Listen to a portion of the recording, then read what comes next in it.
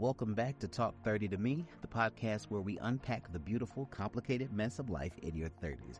I'm your host, Mr. Robert, and today we're stepping into the soft spots and the sore spots of love.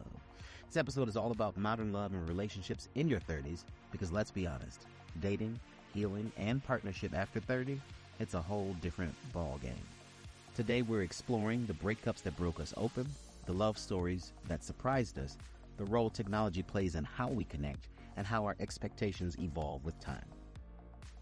Whether you're single and thriving, situationshipping, married with kids, or in a self-love era, this one's for you. You ready to have a real conversation about love and relationships in your 30s? If so, let's get into it. Alrighty, to kick us off, I want to introduce our first guest. Meet Danielle, a nonprofit leader and mother of two who recently entered her 30s with a totally different view of love than she had in her 20s. Danielle spent her 20s in a long-term relationship that ended right before her 30th birthday. Since then, she's rebuilt her life, redefined her priorities, and get this, found love in a completely unexpected way. Danielle, thank you for joining us. Thanks for having me, Robert. Turning 30 was like emotional boot camp. That breakup forced me to ask, what do I want? Not what looks good. Not what makes sense on paper. What actually fills me up? And I realized peace and emotional safety were at the top of my list. That word, peace, listen, it's everything. Now I want to ask you, listeners, are you still searching for the one or redefining what partnership means altogether? Now for me, specifically, my 30s, I had a number, not that many, but a number of interactions. Two of them long-standing, over a year, but they never became anything. And a point to mention, both of them are dead now. So that's tragic. I wasn't with them when either of them died, but I was definitely made aware that they were no longer here. But those are the only two instances where even I bought into the idea of a future with another person. I've never really bought into the idea, primarily because I grew up with a single parent, so it seemed doable, with the exception of having children, obviously. Like everything else, I was being taught indirectly, like how to do for myself. So those were two, and I'm trying to make myself remember if both of them were in my 30s. I feel like they were. I think one might have started in my late 20s, but it still spilled over. But yeah, so, and I'm trying to figure out how to word this. I have been very open as far as, dating life, because I've always believed, and, in later, TV shows and movies and things like that, the discussion has always been that, dating is about data collection, which is true. I fully believe that. You're supposed to, well, not supposed to, but if you want to, in getting with somebody, more than just the getting to know you period, it's sort of a give and take as far as understanding another person far more intimately, which is an area of contention as well, because I would get in trouble a lot. I get in trouble a lot because people don't have the same thought process as I do. And as it is me, and I am looking from my vantage point and my purview, people want to be understood more than they want to understand.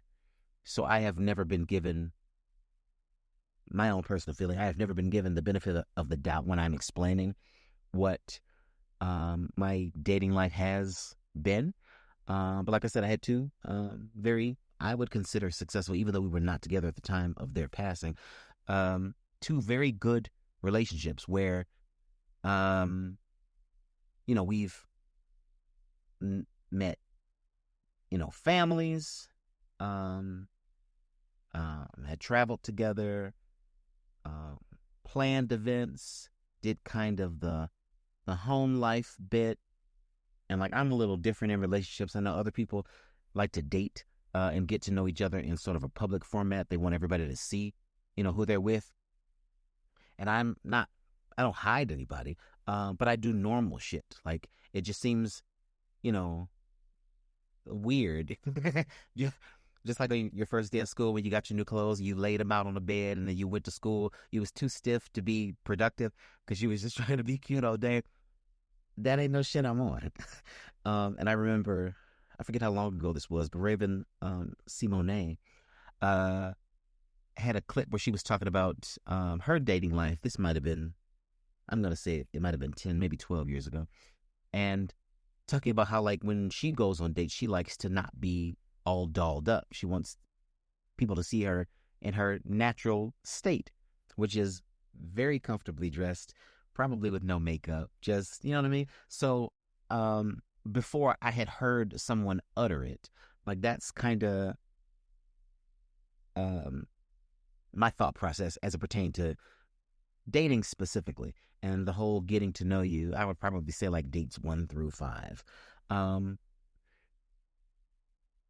like everything nowadays, or at least within the last decade, has always been very public facing. And I don't have a problem with that, but I have found in the situations where I have been very public facing, and it definitely does not last that long, I end up answering questions for much longer than the interaction happened.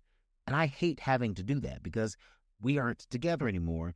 Or more specifically, like it was just a date. It was just a data gathering interaction. You just happen to see it because of where we happen to be at. But like we weren't together for long enough for you to be this invested.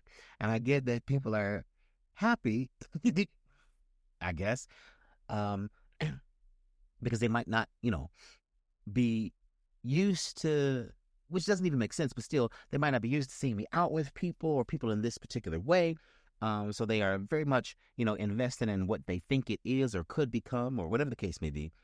And, they have a feeling, they have a natural reaction to, you know, it not being here. But I guess for me, it always feels unfounded because, I've known them for a period of time, but you just met them. So why do you care? Yeah, they might have seemed like nice people, but, this didn't work out. And for the most part, except obviously for the 2 people who are dead, and one person who I'm not going to say I'm going to cause physical harm to, but that, that's all I'm not going to say. But everybody else, I can still talk to. I have, run into in various places, or they have messaged me, specifically during the holidays to wish holidays. I've even had people who do not live here now, who used to live here, who either come back to visit or whatever the case is. Like when they come back in town to visit, they speak. So I am, with the exception of that one, and I'm gonna get you. Like I have a good rapport with them. Like we're cordial. We can talk. So it's not it's not awkward, at least for me. But I am more. I don't know. I'm more driven to comfort. So it's very interesting uh, for you to say specifically, Danielle, about realizing peace and emotional safety were at the top of the list, and how you can lose yourself in people and take on attributes and habits and interests that are not yours. They definitely belong to somebody else. But you get caught up in love, and you're out here looking goofy and stupid, and Papa don't got time for that. Papa just don't. He just don't got time for that. Um, I won't say that dating in my 30s was a terrible thing, but I will say that that is not anything that I need to repeat again. I will say probably one of the worst relationships that I have ever had in my entire fucking life.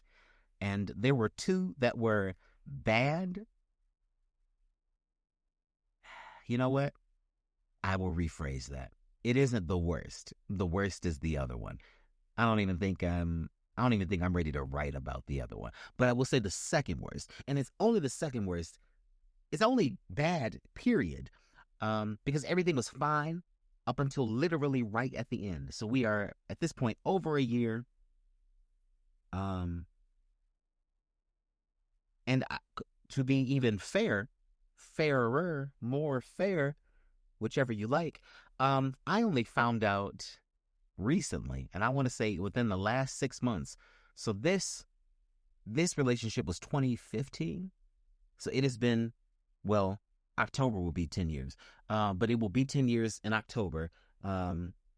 That I only recently, so let's say 9 years and some change, I only recently found out why. Because it was not an actual face-to-face breakup. But this is not one of the two that died. This is a completely separate piece of shit. But I only found out recently why we broke up. And it wasn't even like an actual breakup. It was a radio silence. And I don't do well with people trying to ice me out because it gets pretty cold over here. The way I can forget that you exist as a entire fucking person, like I'm the wrong one to play that game with. So, to summarize it, imagine you are in a relationship with someone. They have their family living with them. Well, specifically their sister and her children. Um, and everything is cool. Everything's fine. At this point, you all are cooking dinners at night, going on, picnics, some family events. I am, they didn't have any kids, but obviously the sister had children, so I was in good with the kids. Um, uh, they also had another sibling who was a brother. I was cool with the brother when he would come by. So like everything was cool. We had a really good like rapport. I don't do that living with shit. Not because of the Bible or anything like that. It's just like, ugh. Sometimes I just want everybody to shut the fuck up, and that can't happen if you're sharing space with other people. So I would come over. They had their own house and everything was fine. And again, get through a whole year, no real interactions, no real fights, no nothing, and then literally, I'm gonna say, like end of September, beginning of October, I was invited to an event. These are the facts as I know them. I was invited to an event, but that particular day at work, I ended up having to work over, by like 2, maybe 3 hours. So I still had plans to go to the event. I went home with the hopes of changing. I sat down in order to take my shoes off and began to change my clothes. And the next thing I know, I wake up and it's like 2:30 in the morning. So let's say I got home at, let's say, somewhere between 7 and 8, or 6 and 7, and I woke up somewhere between 2 and 3. Um, Upon immediately waking up, I call, no answer. I send a text to say, "Hey, overslept. My apologies. I know it's late, but I know y'all like to party. Is it still going on? I will come." I don't get a response. Not only do I not get a response that day, I don't get any response communication at all for 31 days. Now ask yourself, do we still go together if for 31 days you don't speak to me? And then, because I know you're thinking, well, what happened next? Not a text message, not a phone call, not a voicemail. So you don't return any form of communication I've sent you. I get an email that says, "Oh, I thought you would have done more," which we'll get to why those words are triggering to me a little bit later. Not in this episode, in another episode. But I thought you would have done more. So at that point, I said, "Bitch, you don't have to worry about my doing anything because we don't go together anymore." There was no more conversation, no more communication. But sprinkled throughout our year together, I had been introduced through some friends to a book called, oh no, shit, I just forgot the name of the book. It'll come back to me. Ethical Slut. Ethical Slut. And I was never in, I have never been in, nor have I discussed, but I do like to read and learn things.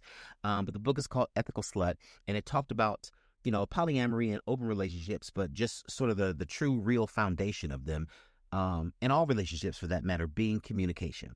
And it walks through this particular couple. or I should say grouping, of people who engage in polyamory and how they, keep jealousy at bay and all those other things by having really specific and open lines of communication so that any and everything that anybody is feeling is discussed. The book goes into a lot more detail about a number of things, but that was kind of the root thing. So upon reading this book, I shared with this God created person that just the concept of that kind of communication is interesting to me. Um, Nothing about polyamory or the actual act that supports this rationale or reasoning for communication, but just the idea that if you see somebody walking down the street and you say, "Oh, they're cute," with no intent to do anything to them, just acknowledging beauty that you see and being able to openly share that with another person, and them not all of a sudden thinking that you want them just because you acknowledge that there's beauty in the space, was of interest to me. Again, no real arguments in this particular relationship, but just that nugget of that piece of information like stayed on the brain. And lent itself, which the timeline makes entirely no sense when it was recently explained to me, but anyway, uh um share with me that nugget of information, just the idea of this open communication being connected to polyamory, just fucked up their mental, that they thought that they weren't enough. Now, how does that relate to the event at hand? I was never provided that information, so it doesn't make any fucking sense to me. But I endured the conversation because, I was, 10 years after the fact, getting an answer as, to why something was truly going well for damn near, you know, over this year. And then how you rationalize that being how you end something. But, it didn't take me 31 days to be done with the situation. But when I did, haphazardly check my email and notice the notification, it was just like, when you're done with something and you just can't be convinced otherwise that you should be bothered with this again, like whatever it is. If you decide to stop eating meat and become a vegan, or if you decide to stop going to the movie theaters because of the cost of damn near everything, like whatever your line is, that when you approach this and whatever the situation is, you are fucking done. So that was me. There was nothing that could be said at that point that would make me understand why you would treat somebody that way, because again, I didn't treat you that way. And at the minute I realized that I was not there for somebody who I said I would be there for, I immediately called, got no answer. I immediately texted, got no answer. So to follow up my efforts with, "I thought you would have done more," was wild to me, because I had not had to do more in an expressive or performative way at any point in time during this year plus. And quite honestly, I don't even know what made me um um like allow for, because even them reappearing, because they were dropping hints over the 10 years that we were not talking, little stuff. So like one was in relation to the book that I mentioned earlier. They finally got a chance to read the book and could understand what I was talking about as it related to the book. But my thing is, in my mind, that option was available to you then because I had the book. So if you wanted to read the book to learn more about what it was I was talking about, especially if in my explanation of it you did not understand what I was talking about, like that was available to you. You did not want that. So for 10 years to pass and you to finally see what it was I was talking about, bitch, I don't know what I'm supposed to do with that. So, you could keep it for yourself and, you know, have fun. You could sit on it. That you could take it. You could put it up in yourself and you can sit on it. That's what you can do. So anyway, I'm never going to turn down an invitation where someone is bringing me alcohol and other fun activities. So, I, I allowed them to come and explain to me, which was clearly on their, heart and mind to do. But it was, I don't know. And it was, because what year was that? What is this? So that was 4. So that would have been 31. Um, I was 31 at that time, I think. Um, and if you remember in previous episodes, I was talking about how, like, at 30, like, nothing really happened at 30. But in my 30s, it's sort of, you can see I don't even want to say decline, but you can see the change happening. And my interest in suffering other people's bullshit, like, it was low to begin with. It was much lower in high school that I made some terrible fucking friends who tried to pull me out of something that was actually quite protective and helpful for me. And I truly miss that version of myself. But anyway, um, it was like at that moment, like I didn't feel bad about it. I didn't, you know, cry over this breakup or any shit like that. I mean, it was just like, oh, okay.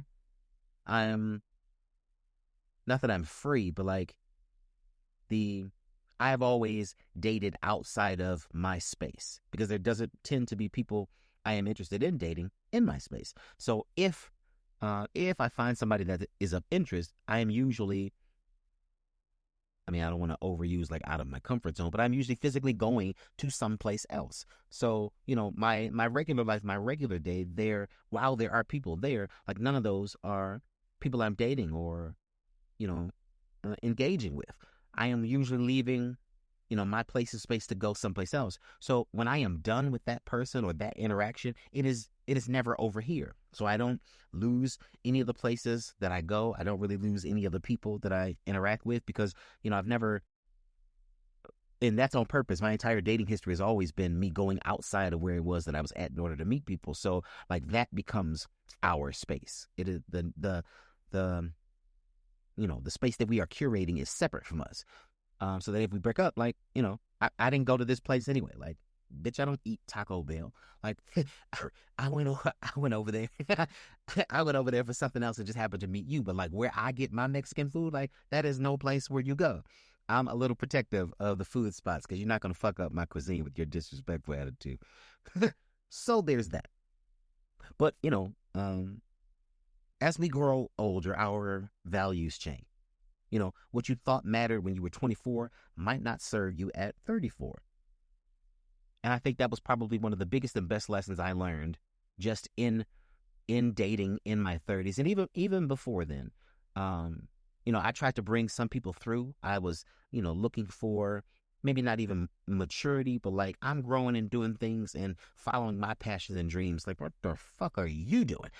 You you you you not you not trying to do nothing. Like you are content there, and that would bind me for a little while. But I had to realize, like, it's not for me. Like, if you want to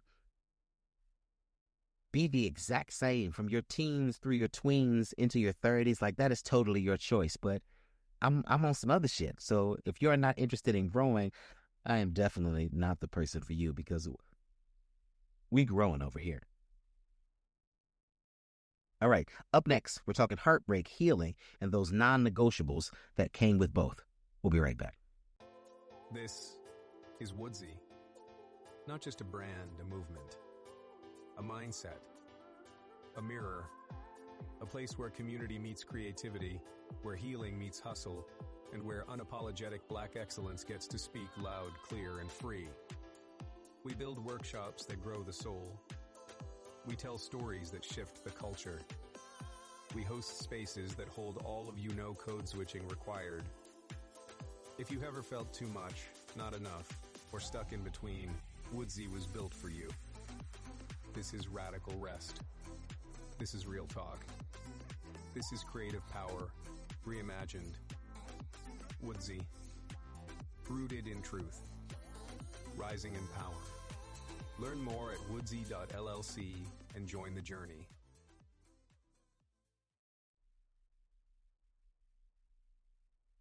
All right, welcome back. So now let's get into something real. Heartbreak, the kind that shifts your entire perspective.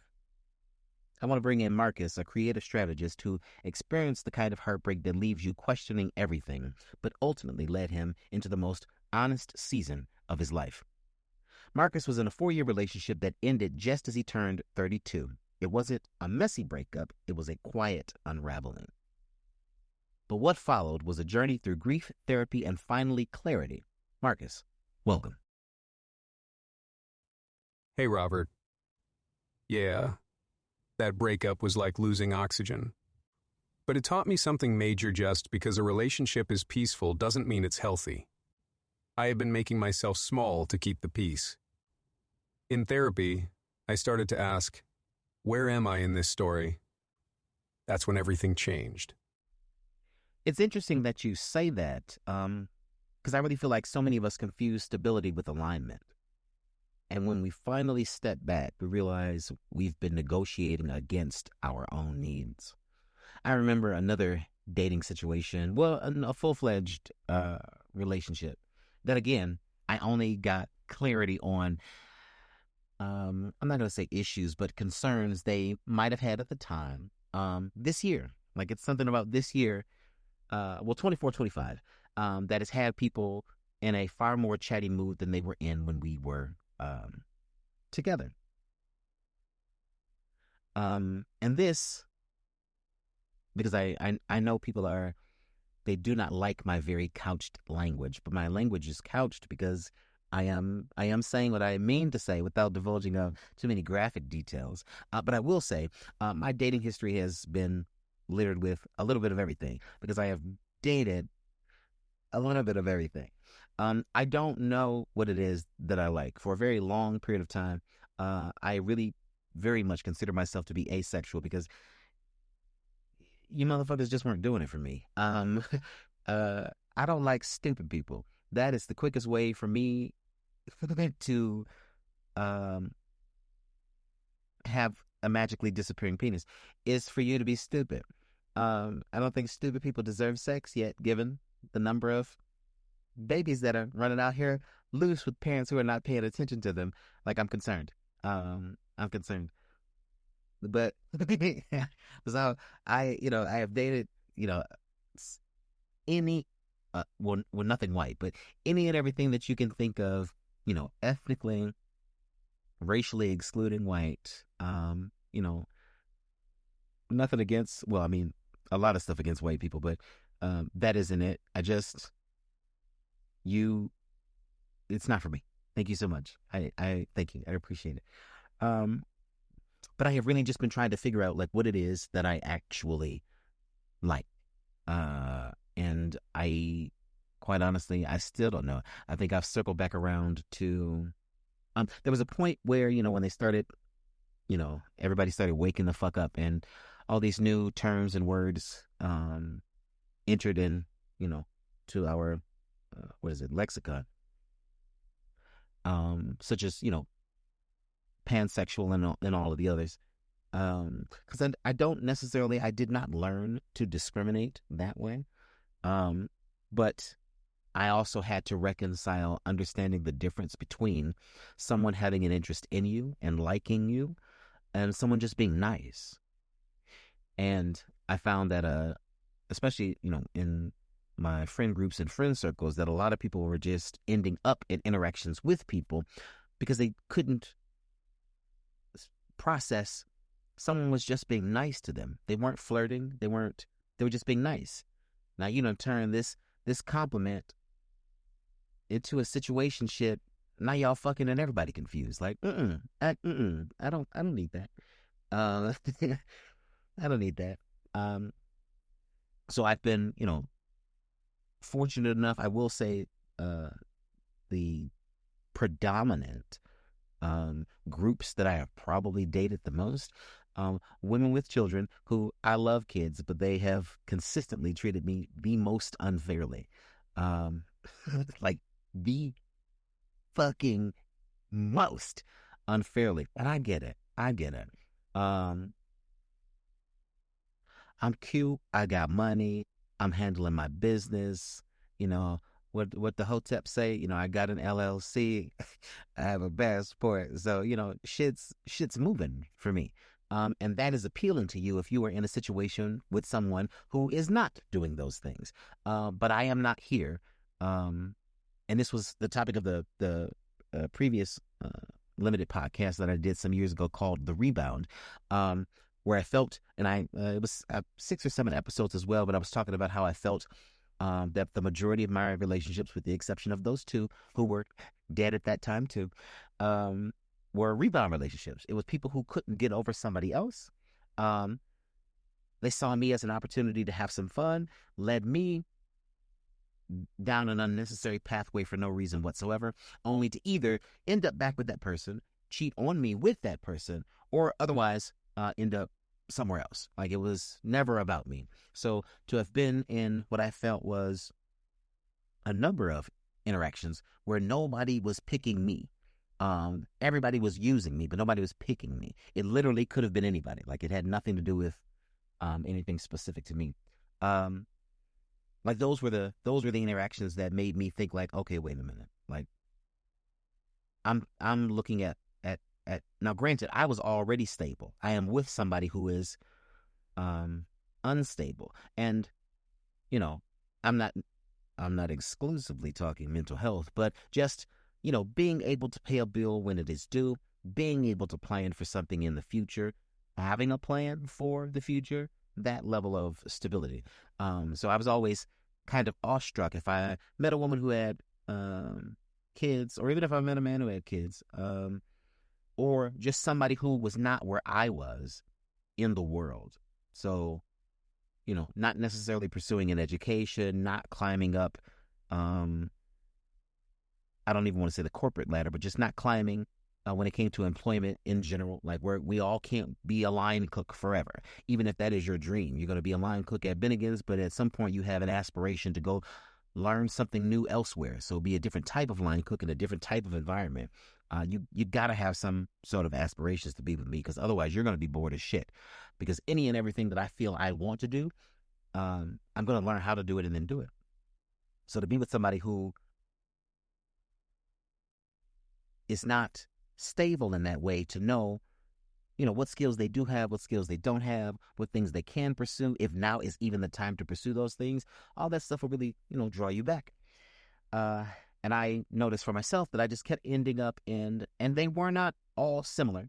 I don't think that I was learning the same or repeating the same lesson over and over again, but I definitely had an attraction to people who were stupid. And that's not a dig. That is like the dictionary definition of the word. Like, there were just a number of things that they didn't know, but it was the fact that they weren't trying to find them out. It's something about somebody who has the resources to answer the questions that they have, but they don't. They spend all their time asking you. In the same way that I have the answer, it wasn't because I asked another motherfucker.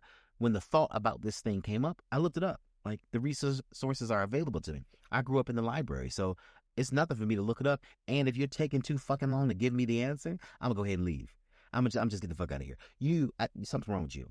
I'm going to leave, and I'm just going to go and get the answer. So I'm different that way.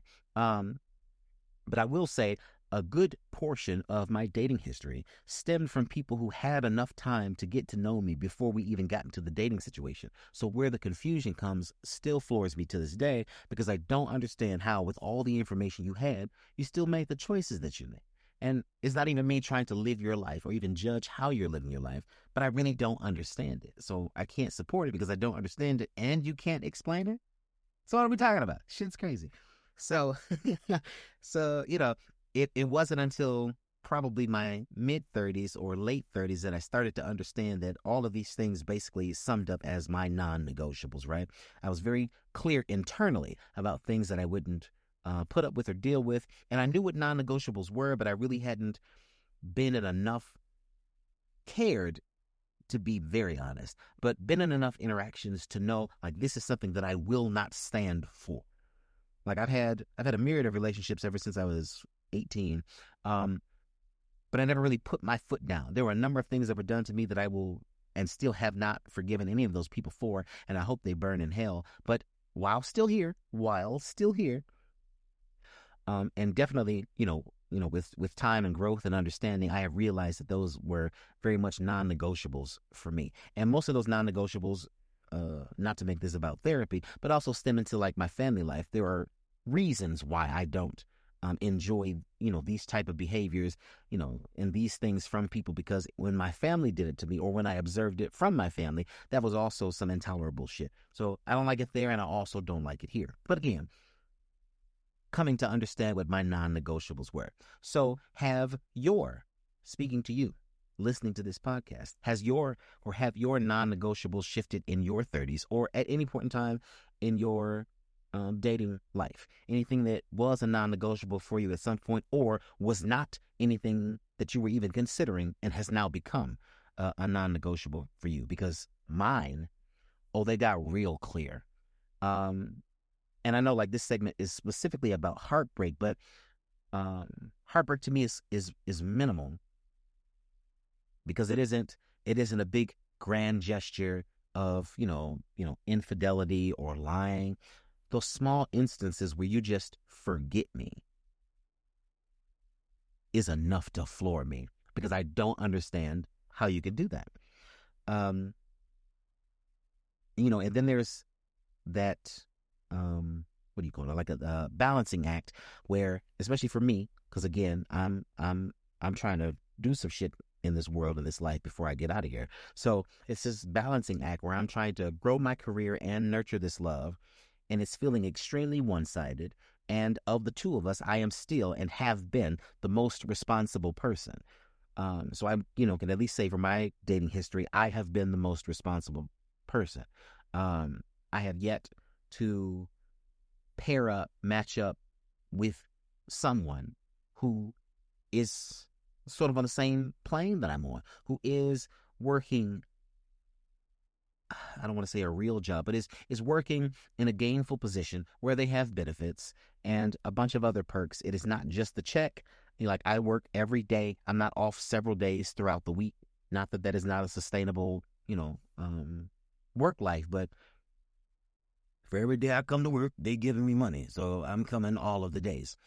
So to meet with somebody who is not in pursuit of those things, or even concerned about it, who is just merely existing, I guess, and shit just happens to be working out mainly because of the kindness of other people or their families, or whatever the case may be, like that, I just started to see things slightly more clearly in my 30s about my own balancing act, how that was working with what I have to assume was a balancing act for others.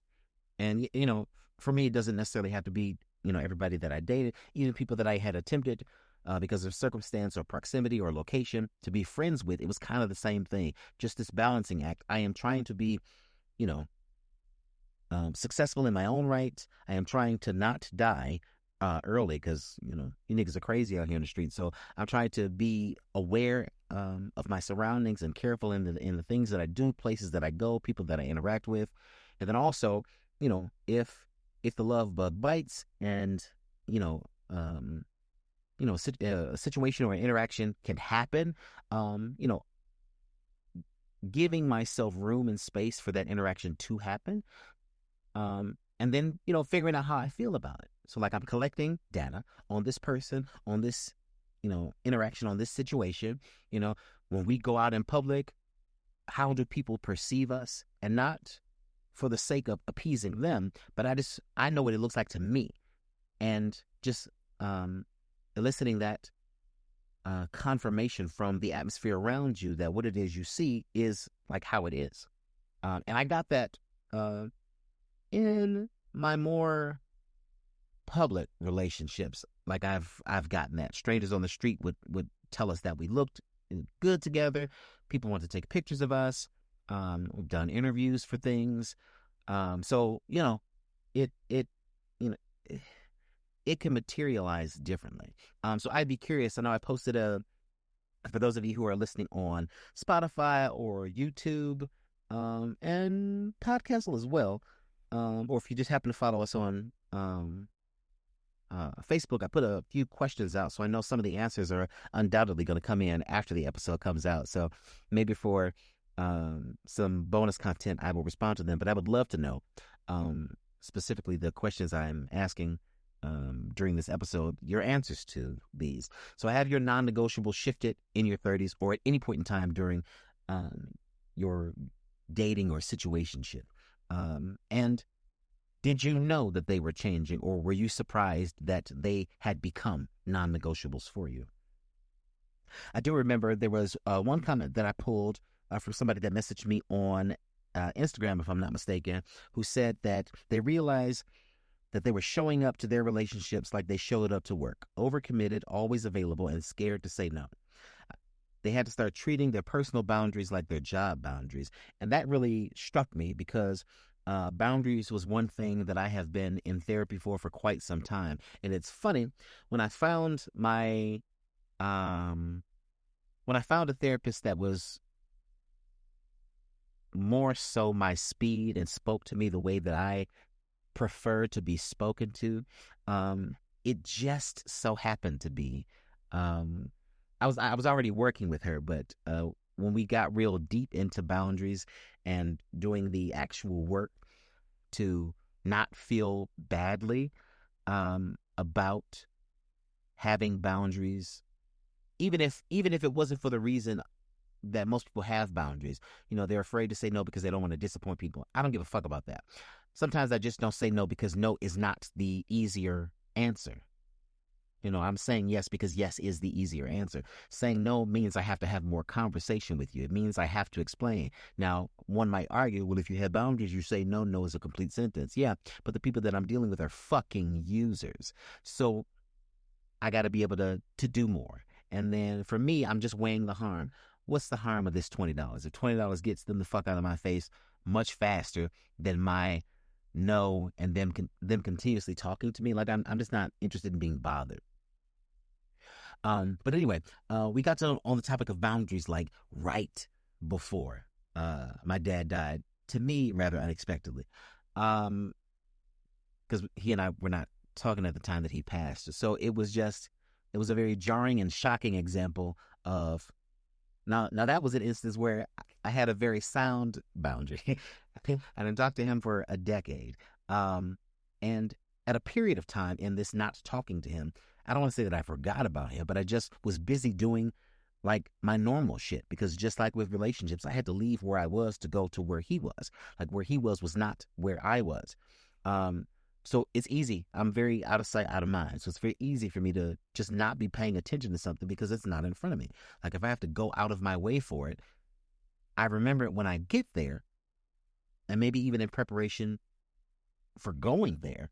But it is not something that lingers on my brain just because I got a bunch of other shit that's pressing for what is truly in front of me. But that comment really struck me about applying those boundaries across the board, which in therapy I've just had mild difficulty with that because I have created such a community around me that is extremely dependent on me for things, and it's small things, but they just will not do them. And they will easily write it off, generally because of age and access. Like they might be older or younger, or it's easier for me to get this information than it is for them to get it. So you know all the bullshit reasons why I have to have boundaries in the first place. But that comment in particular really struck me because I really didn't think about that probably until, I want to say that this was after, because boundaries I have struggled with, but my non-negotiables I've been pretty firm with. And you might think that they should be near about the same.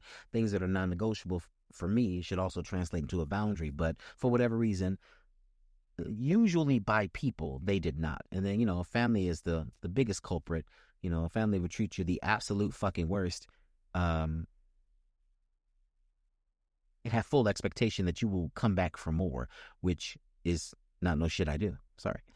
I will leave in the middle of any fucking thing if I realize that this is not it and I should go.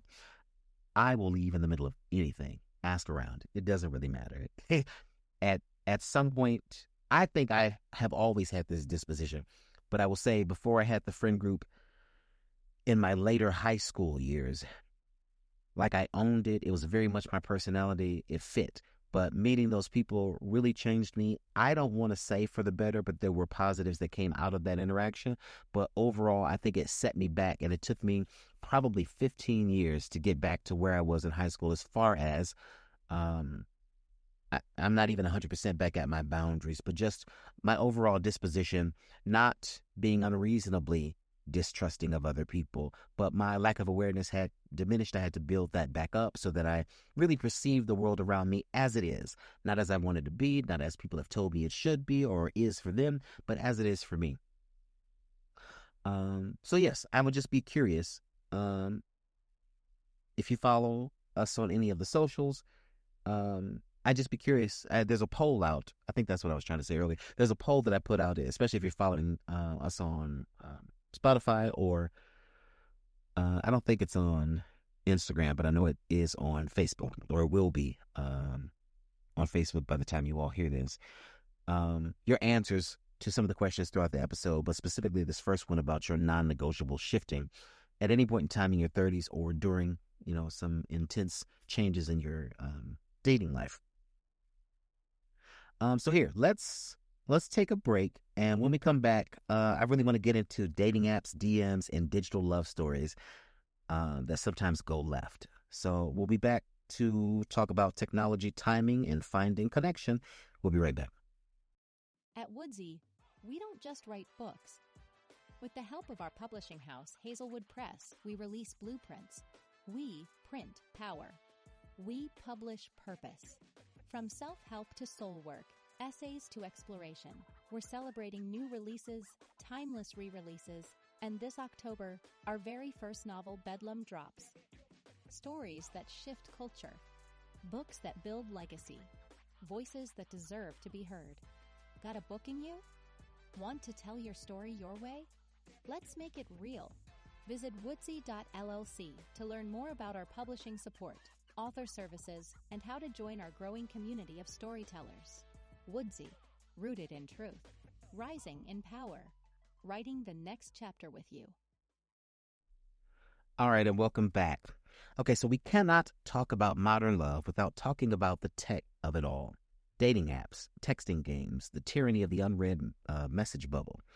So I'm bringing our final guest, Nina, a social media manager who's been navigating dating apps in her 30s with equal parts optimism and comedy. Nina's approach to dating is part strategy, part stand-up comedy. She's swiped left on red flags, swiped right on soft boys, and has plenty to say about what works and what absolutely does not. Nina, welcome to the show. Oh, Robert, dating apps are a circus. I treat them like networking events. Show up, be yourself, expect chaos. But seriously, dating now is about clarity. I'm not trying to wow you. I'm trying to connect. And honestly, that filters out a lot.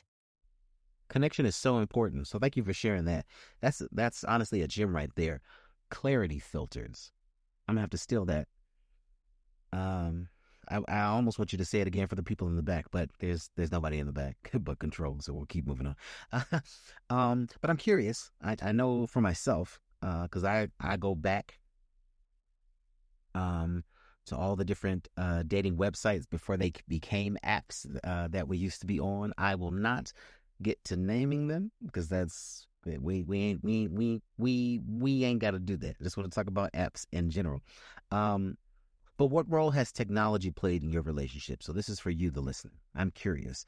I'd love to get some feedback from these episodes either on the socials, or you're welcome to email us directly at info@woodsy.llc. That's info@woodsy.llc.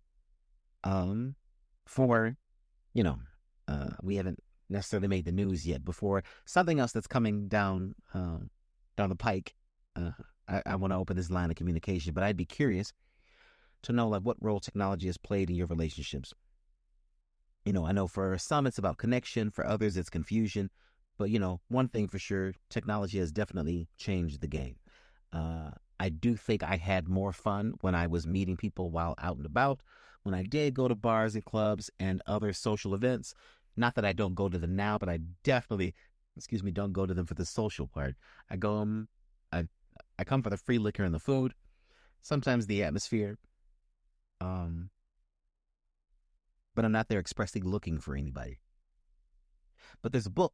Aziz Ansari and Eric Klinenberg did a book called Modern Romance. It's actually one of my absolute favorite books. If you have not read it, I encourage you to read it. It is a fun read, even for those who do not like to read. But in it, they talk about, sort of the ups and downs of technology and relationships, and give a number of examples of not only how technology changed things, but how we have adapted how we mate as a result of said changes. And if I remember correctly, and I should have looked this up and did not, and for that I apologize, but Eric Klinenberg is a sociologist, and they did actual studies and, I'll say, experiments with people over a period of time for this book. So this is not just a conversation based on already done research. They did specific research for this book. And I think it's an excellent read. If you have not read it, I do encourage you to read it, because it definitely enlightened me as far as some of the things that I just ignored as it relates to technology and dating and relationships, such as creating your dating profile, the types of pictures that you use, and sort of the things we've given up for the convenience of technology. I think we're overexposed now because of technology. There are so many people that we have access to, so it's a little more difficult for people to stay, I don't even want to say monogamous or committed, but interested, because there is always another person that they are exposed to or able to see or now have access to. So even more so than before, it is definitely a choice to remain engaged and committed to the person that you are talking to or in a relationship with, married to, dating, just because our access has increased. Before, it was truly what I liked, my purview, the people that I could see that were around me. So the places and spaces that I would go regularly, my dating pool was in those places and spaces. But now I can talk to a whole motherfucker in Alaska. So it's like, you local bitches have nothing. Because I'm talking to somebody who's very far away. So granted, while, I don't have physical access to them, and I may never have physical access to them, as far as my reach, in being able to, appeal to somebody, my reach is much further. So it's that much harder to stay, well, not for me, but just in general, to stay in tune with the person who's in front of you when your focus is everywhere. When we have access to people everywhere, we can message people any and everywhere at any time of day across time zones. Like, the things that would limit us, or just that we had no reason to focus on. We had no reason to think that somebody in another country was beautiful enough that I would then use my time to, speak to them, because they were out of my reach. But now, everybody's within reach. Specifically in business, what used to take, a very long plane ride or a very expensive phone call is done in milliseconds at this point, at an extreme fraction of the cost. And it kind of got me to thinking, and I didn't want to pull too much from the book, because I had also done I had also done a limited series podcast, not specifically on that book, but part of Rebound, but then another podcast series that I had after that, really focusing on just, it was really about how technology has ruined dating and relationships. But sometimes it's not the apps or the people, it's the timing. You might be ready, but they're not. They might look perfect, but they're not for you. And all of these things come to a head in the myriad of ways that they come to a head. But I am real serious, and my friends kind of get on me. But it works for me. While they're trying to find dates and trying to find people to go out with, or trying to find people to fuck on, like, that's not an issue that I have for them, because I feel I am very honest in my profiles. I am very honest in my conversations with people, and the things that might appease others do not appease me. Like, if you hit me up on, now, don't get me wrong, please don't get me wrong, I'm a hoe now. I have always had hoe tendencies, but I am a hoe now. But just because I am a hoe now does not mean I need you messaging me when you are in need of physical attention. This Bette Midler said. So, um, some of my best interactions with people, whether they were, um, you know, expressly physical, or if they were actual dating, or if it turned into a relationship, were ones where they did not objectify me. Even though we knew what was about to go down, it never came up in conversation. We did not exchange nudes. They did not say anything about how they were feeling, wet, hard, horny, whatever. Like, none of that shit came up. We just had normal conversation. But when we got in each other's presence, bow, chicka, wow, wow. Do you understand what I'm saying? I really want you to hear that, because it's super important to like know yourself well enough that you can exude not just confidence, but appeal, the lure for whoever or whatever it is that you are attracted to or interested in to come your way without ever explicitly saying that there was an interest. You can show that there is an interest. I really should teach a class on this, because I don't have an issue in this area. Like, I could pull your mother, I could pull your grandmother.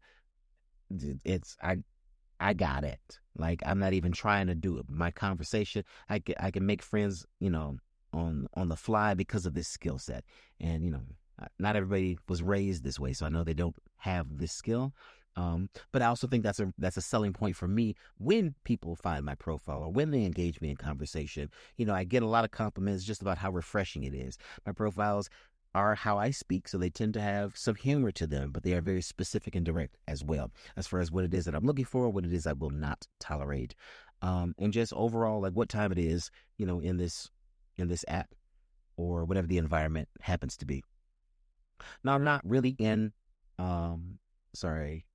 on dating apps, and I have a very toxic habit of getting on them, realizing I'm either overstimulated or just uninterested, and then leaving them, and then after a period of time, out of boredom, ending back up on them again, which I'm certain for those of you who are single, you might know, that plight very well. I am trying to stick to advice that I was given by a friend of mine who has had the same. I mean, they're not. I don't think they're married. Maybe they are. They might be married. I can't remember. I'm going to say they are for the sake of this conversation. Like, they've been married for, I don't know, a number of years. But before they were married, but they had definitely been dating a long time. My friend has said to me two things. One, had I ever considered dating outside of my race? Which I had. I mean, everything non-white, I have had. I've been all over the globe, except the mountains of the Caucasus. I have not been there. Sorry, it's just not. Well, there was one time, but you wouldn't even believe me if I told you the story. But if you've never had a white slave before, talk to me. But and that was fine as far as the experience. But I think the my interest in dating non-white was because I went to an international elementary and middle school, so I got to see people from all over. So that heightened my own awareness and interest in other opportunities outside of Black, which I won't even say was like aggressively promoted in my family or community, because it wasn't really talked about as far as I can remember. Definitely not in a heavy-handed way. But I've dated some, like I said earlier, some of every ethnicity and race and all of that, and it's cool. But I think the things that detract me are your personality. Like, I don't really give a shit where you're from or what you look like, but if your personality is trash, ain't gonna be able to do it. Ain't gonna be able to do it. What the lady said, get somebody else to do it, because I'm not gonna be able to do it. I think that's really important, though, to be able to know, and I think we might have lost or be losing, especially if you are not a person of faith and you don't go to church and you don't really, get in the book like that to really know about discernment outside of a I don't know, theological context, but just being able to listen to your body and understand when your body does not like something that is happening. Your cells will respond. It's a far more visceral feeling, when you throw up or cough or something like that. But before that, just the tiny moments where like the hair raises on the back of your arm or your neck, or it's not butterflies, but it feels like rocks in your stomach, or your head hurts, or just otherwise there is confusion in a space where there should not be confusion. And I think, technology has robbed us of being able to interpret or understand that feeling because we're too busy, watching these three dots, waiting for somebody to respond or questioning why somebody has not responded. And anxiety is kicking in, and just we're getting away from the heart of the matter just because technology has made interacting with people so convenient that people can't wait for the response anymore. They will just find somebody else, which I think is terrible, and we've really got to get it out of that habit. But specifically in my 30s and using technology, because I was in the class of people who came in with all of this. Technology was in the world, but it was not of the world just yet. So for my generation, it became of the world. So we had payphones and pagers, two ways, then cell phones, then home computers, then personal computers, laptops, then tablets. So we've got a chance to witness sort of the evolution of this technology. But we're also a generation where most of us do not have children, are not going to have children, and not because we don't want them, just because not this world. Nah, this shit is crazy. I ain't gonna be able to do it. So, and it seems like across the board, I think I have a couple of cousins who have children, but overall, most of us have no children whatsoever. And I mean a span of people ranging from, I'm going to say 35 to 45, have no children, have grand interest in having them. And we might end up parents later in life, much later in life, to the disappointment of those children, because we're not going to be here that long. So I want to make this childhood fun for you, but, the papa can't run. He's 60. But it's, there's something to be said for all of that, all the things that specifically my generation was exposed to that informs how we move now.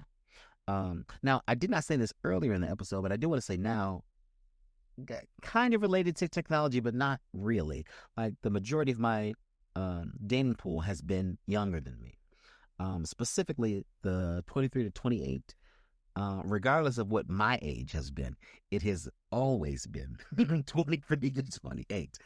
I have attempted on a number of occasions to date in my age range, hell, to date older. Now, don't get me wrong, a couple of these women with children were cougars, and while that easily could have been a good look, I guess, I don't need a gaming system because I already have it. And again, I lead a very adult life. Like I own all of my shit, like house, car. I own a washer and a dryer. I own a refrigerator. I own a stove. I own TVs. I own computers, a snow thrower, leaf blower. I have a chainsaw. Like I'm out here. Like I'm really here. Like this shit is not a joke. I'm really here. So that um moment of reflection that I was mentioning earlier, like, while I do think that technology has corrupted us, while I do think that we have lost a number of things as it relates to, interacting with one another because of technology, it has made it too convenient that we don't take it seriously. I do also believe that, timing is still a part of the equation, but it's the piece that is very clearly missing, because, the convenience of being able to have access to other people to speak to them has been weaponized against people to make them be available, or else they will be ignored or talked about or otherwise disrespected. So I know, in my interactions in my 30s, getting used to, and it has definitely evolved since then, but getting used to sort of the sense of urgency of conversations that you didn't have time in the payphone days. If you were, because we didn't have cell phones, if you were not at home and no one could reach you on your home phone, they just had to fucking wait. Like, that's it. There was nothing you could do. So now, because people have access to us all the time, and access also includes, geolocational trackers, people think they know you. So they are not willing to wait or to even be patient, that you will, in fact, get back with them. So, you know, I've had difficulty with that. While I do still make use of the apps, I'm definitely using them differently because I'm not out here looking for a relationship or to date. I am a whore. Um, so I have slightly more control using the apps being a whore than I did using the apps with the intent of trying to find somebody to date or any level of seriousness, because, people just we're not, in my opinion, moving in a serious manner. They were definitely looking for serious things, but for the wrong reason. So yes, I would love to continue this conversation specifically about technology, timing, and finding connection on the socials. Like I said, there are questions out there. I would love it if you all participated in those questions, just so I can get some feedback. Even though this is a limited series, an announcement we'll be making later. There's a way for us to use what it is you might be sharing, either in response to the poll questions or just as comments up under our posts for future episodes. So we'd love to hear from you. We're going to take a quick break, and then we will be back with my final thoughts. We'll be right back. Ever wanted to build new skills on your time, your terms, your vibe? Say less. Woodsy workshops are finally here. From creative storytelling to real-life skill building, Woodsy is your new home for bold, unapologetic learning. Our flagship series, Kiss My Ass, Unsolicited Advice for the Soul and the Systems, is now live. This ain't your average course. We're talking truth-telling, self-reflection, and designed to shake the table and set it. And soon, our Woodsy Journalism Project drops made for truth seekers, culture shifters, and everyday storytellers ready to use their voice with purpose. Whether you're leveling up, healing forward, or just curious to try something new, Woodsy has a workshop for you. Visit www.woodsy. LLC to explore, enroll, and evolve. Woodsy, where soul meets skill. All right, y'all, welcome back. Before I get into my final thoughts, I'm just remembering a quote that I had seen not that long ago that said, try to remember it, when their manipulation no longer works and your peace becomes their problem. And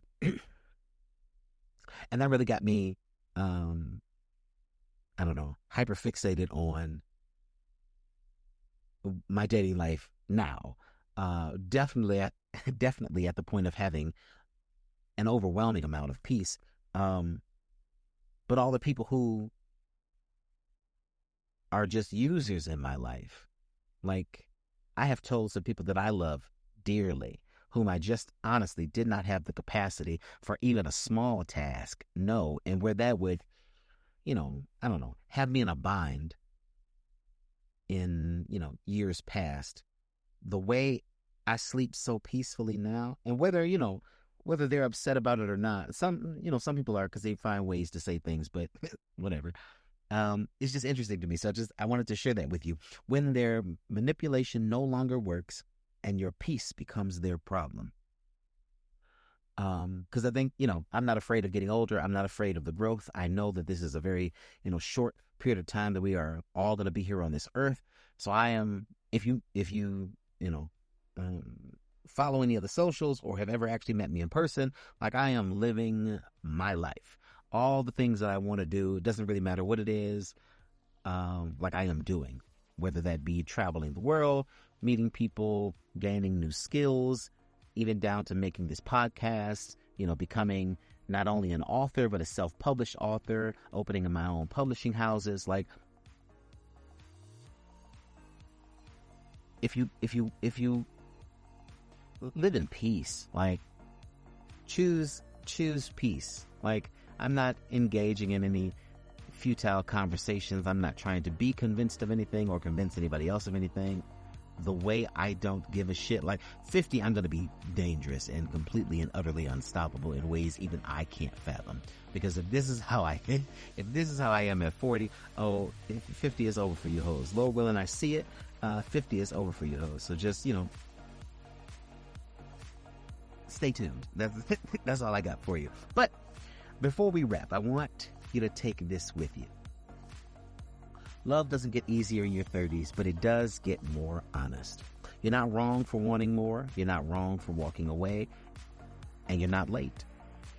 You're right on time. So whether you're healing, hoping, or just hiding out from the apps for a bit, you're still worthy of real connection. Big thanks to Danielle, Marcus, and Nina for bringing their truth to the mic today, and thank you for listening and letting me be a part of your journey. If this episode resonated with you in any way whatsoever, I want you to share it with your circle, drop us a review, and subscribe wherever you get your podcasts. As always, you can catch the latest episodes and bonus content of Talk 30 to Me on Apple Podcasts, Spotify, YouTube, and Podcastle. Make sure to follow us on the socials at The Woodsy LLC and Official Doctor, Bob. We'd love to have you follow us. And then also, next week, we're talking self-care and mental health in your 30s. You won't want to miss it. Until next time, I'm Mr. Robert, and this is Talk 30 to Me. Bye.